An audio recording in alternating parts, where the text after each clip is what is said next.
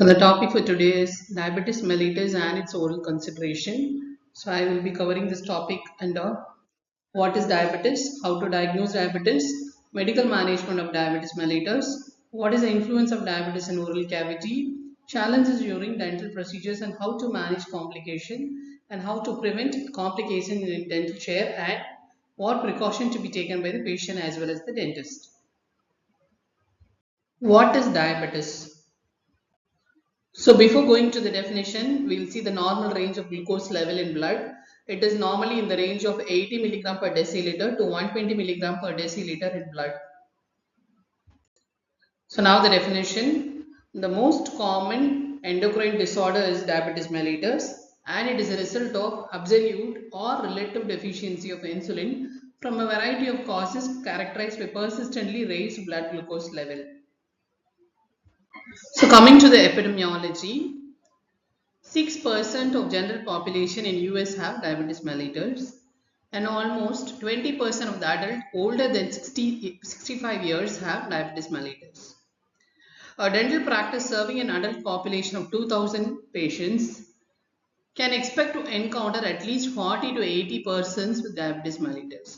So half of this percentage of whom will be unaware of the condition. So we would be the first person to diagnose diabetes in such patients. Coming to the classification of diabetes mellitus, there are two types of diabetes mellitus. One is type 1 and type 2. So these are the two major types. Type 1 is insulin dependent or juvenile onset diabetes. Type 2 is non-insulin dependent and adult onset diabetes. There are other specific types as well. Now let us see about type 1 diabetes. So it is an autoimmune destruction of the insulin producing beta cells of pancreas. So at least 5 to 10% of diabetes mellitus belong to type 1 category and it commonly occurs in childhood, adolescence and any age as well. And it is an absolute insulin deficiency condition and high incidence of several complications will be reported and it is prone to autoimmune disease like Graves' disease, Addison's disease and Hashimoto's thyroiditis. Type 2 diabetes mellitus. So this results from impaired insulin function or insulin resistance, which constitutes around 90 to 95% of diabetes mellitus, and specific causes of this form are unknown. The associated risk factors are age, obesity, alcohol, diet, family history, and lack of physical activity. So let us compare the type 1 and type 2 diabetes mellitus. Clinical finding for type 1, the onset is below 20 years, will be under normal weight, will be decreased blood insulin and anti-islet cell antibodies.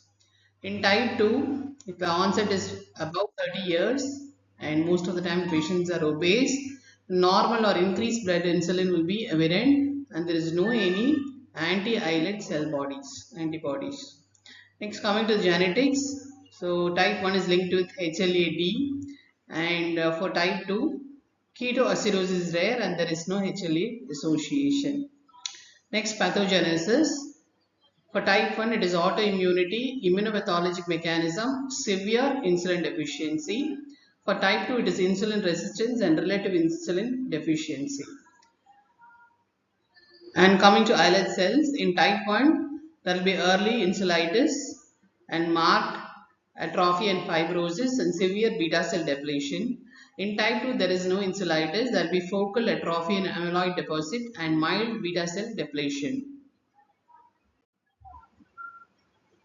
Coming to other specific types which include genetic defects of beta cell function, decrease of exocrine pancreas, endocrinopathies, drug or chemical usage and infections.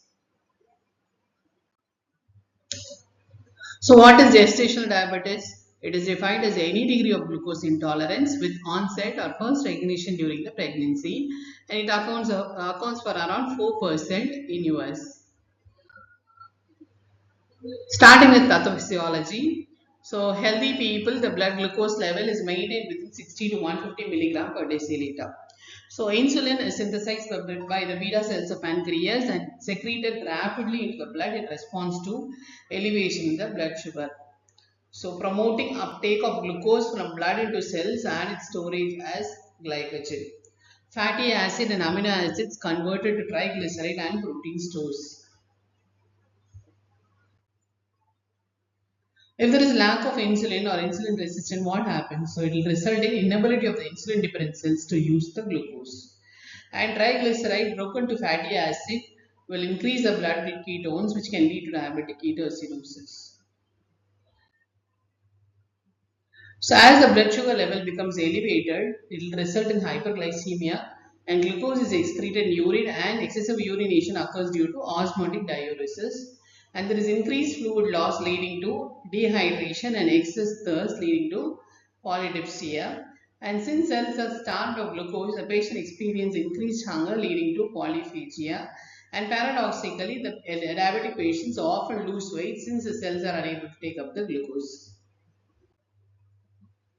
Coming to general manifestation of diabetes mellitus, it includes polydipsia, polyuria, polyphagia, unexplained weight loss, change in the vision, weakness, malaise, dry mouth, and nausea. Next is complications. People with diabetes mellitus have an increased incidence of both microvascular and macrovascular complications. So this table shows the long-term complications of major organs. So first is cardiovascular system. There is a heart, brain, and blood vessel. And long-term complications include myocardial infarction, atherosclerosis, hypertension, microangiopathy, cerebral vascular infarct, and cerebral hemorrhage. In pancreas, it can cause insulitis and amyloid deposits. And in kidney, it can cause nephrosclerosis, glomerulosclerosis, atherosclerosis, and pyelonephritis. In eyes, it can cause retinopathy, cataract, and glaucoma. In nervous system, it can cause autonomic neuropathy and peripheral neuropathy. And in the peripheral vascular structures, it can cause atherosclerosis, infection, and then gangrene. Now, how to diagnose diabetes? So we need to check the random plasma glucose level, which is 200 milligram per deciliter or greater with symptoms presented. Fasting blood glucose level is between 126 or greater, and less than 110 milligram per deciliter is found to be normal. Another test is oral glucose tolerance test, which will reveal the value which is more than 200 milligram per deciliter. ADA has recommended that more than 40-year-old should be screened every 3 years for diabetes mellitus. Next is glycated hemoglobin assay. So this reflects mean glycemic levels over the preceding 2 to 3 months. And HbA1c is also an indicator for development of chronic complications. Now coming to the values, HbA1c, if it is less than 7%, the level of condition is good, and if it is between 7 to 9%, it is fair, and if it is more than 9%, it is found to be poor. Now coming to the medical management of diabetes mellitus. So first option is to engage in exercise and diet control, and we have insulin available in various forms like rapid, short, intermediate, and long acting, and also includes oral anti-diabetic agents. Let us see about anti-diabetic medications now. The drug class is sulfonylurea, which includes drugs like chlorpropamide, glipizide, glyburide, glimepiride. Mechanism of action is that it stimulates the insulin secretion.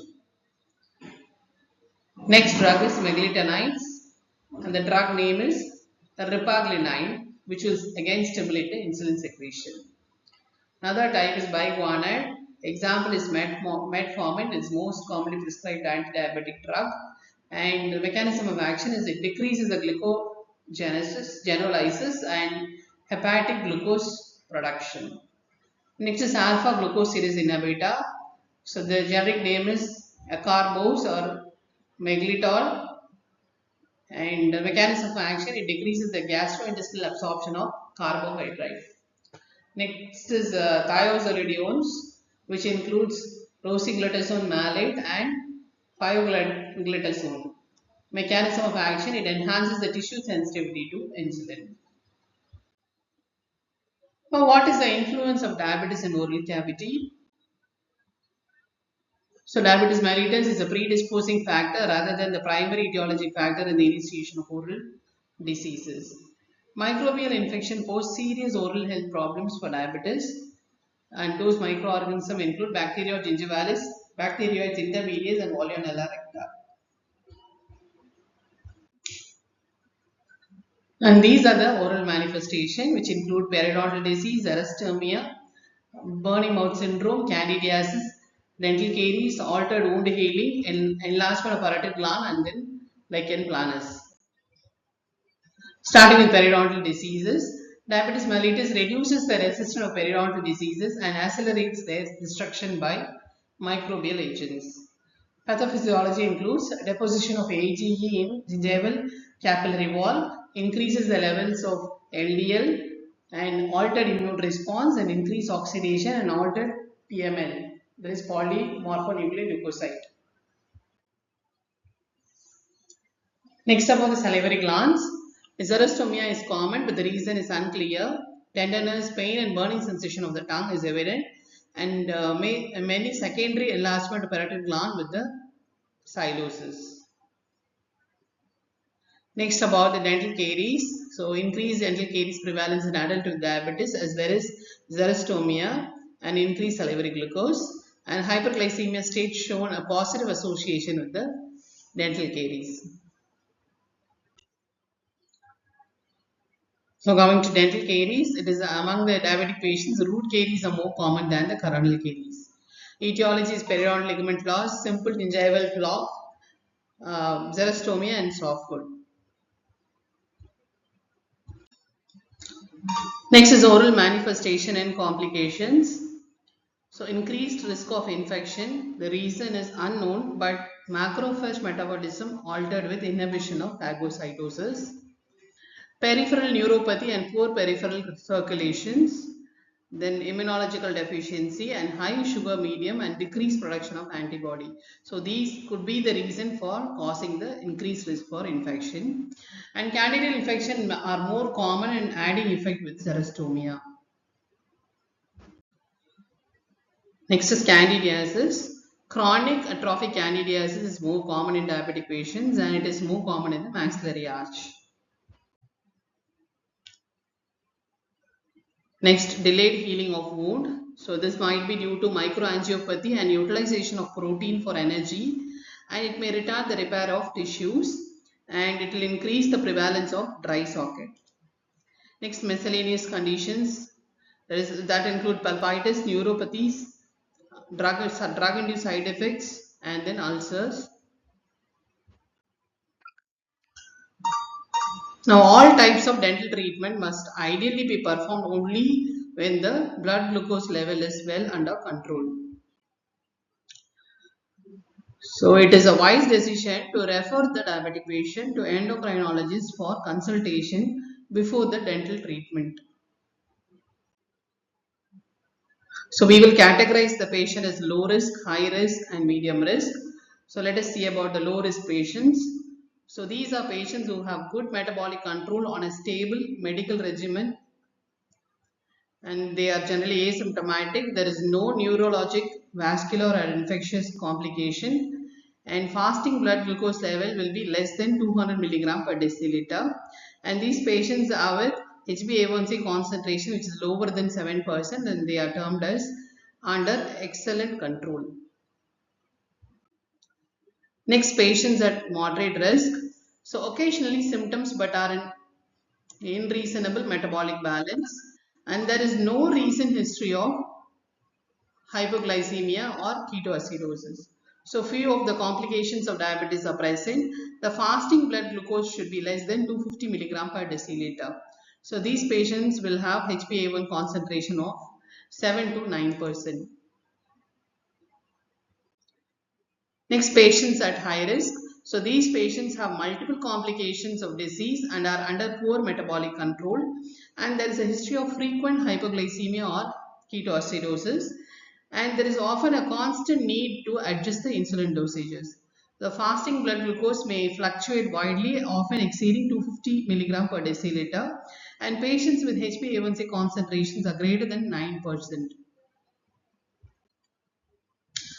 So coming to the dental management, a proper history is required and a careful differential diagnosis is mandatory, and periodontal surgery is followed by use of systemic tetracycline antibiotic in case of diabetic patients, and then mouthwashes containing triclosan and antifungal agents can be used in these type of patients. So challenges we come across while managing and how to manage the complications. So the commonest complication is hypoglycemia. This may result from failure to take food or overdosage of insulin or hypoglycemic drugs or due to alcohol, and it might have a rapid onset which can lead to reversible fainting. There will be increase in adrenaline release, and there will be symptoms like anxiety, irritation and disorientation which may further lead to convulsion. And there will be strong bounding pulse and sweaty skin. So there are some initial signs which are mentioned here. One is mood changes, decreased spontaneity, hunger and weakness, which is followed by sweating, incoherence and tachycardia, and then consequenced in unconsciousness, hypotension, hypothermia, seizures, coma and even death.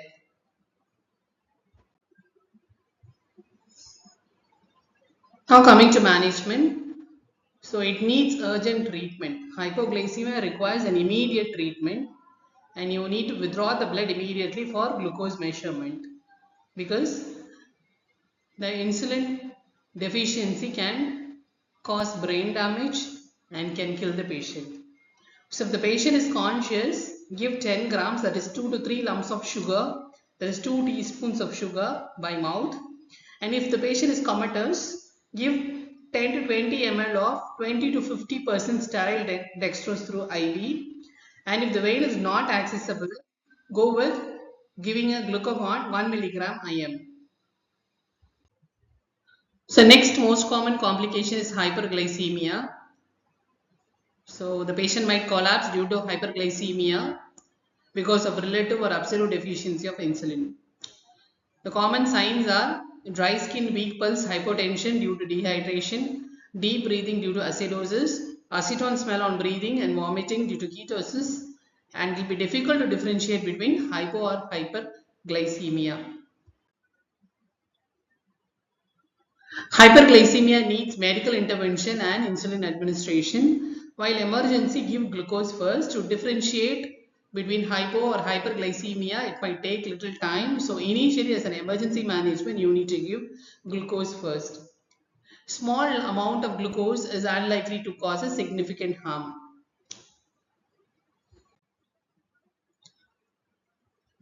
If the patient collapses due to hyperglycemia, establish an IV line, start rapid rehydration, and then start insulin 20 units IM, then 6 units hourly as an infusion.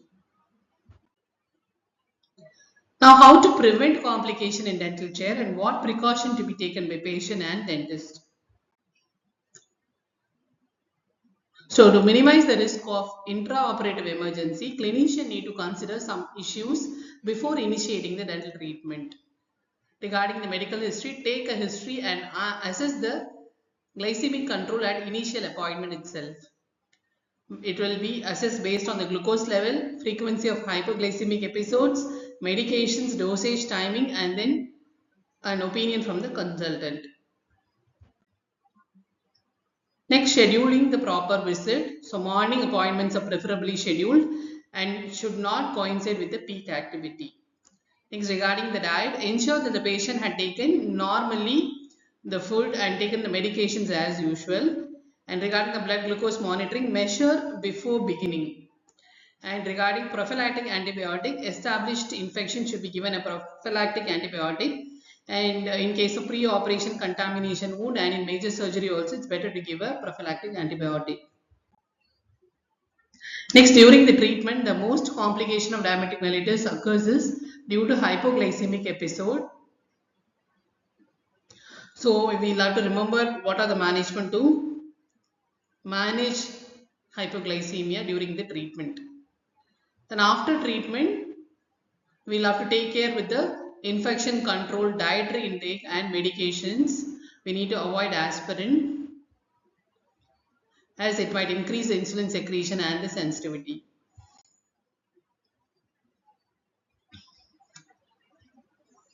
Coming to the dental management of diabetic dental patient, these are the potential complications and what are the preventive measures. Hypoglycemia, the preventive measure is that you need to take a thorough medical history and consultation with the physician to assess the glycemic control, disease severity and medication with hypoglycemia potential. Then monitoring of blood glucose level and dietary intake before treatment. Then avoidance of peak activity periods of insulin or oral anti-diabetic medications. And then recognition of signs and symptoms of low blood glucose level and timely administration of carbohydrate sources. Next, infection and delayed wound healing. The preventive measures are frequent dental visit to assess the plaque control and to identify the risk factors for periodontal disease, caries and oral candidiasis. Then post-operative antibiotic therapy if warranted and avoiding of smoking. Next potential complication is salivary gland dysfunction and oral burning. The preventive measures are that you need to maintain adequate oral hygiene and then restrict caffeine and alcohol intake. So diabetes has a significant impact on oral health, increasing the risk of infection, delayed healing, periodontal disease and other complications. Effective management of diabetic patients in dentistry requires close monitoring of blood glucose levels through oral hygiene education and tailored treatment planning. So collaboration between dental and medical professionals is essential to ensure optimal overall health and improved patient outcome. Thank you for patient listening.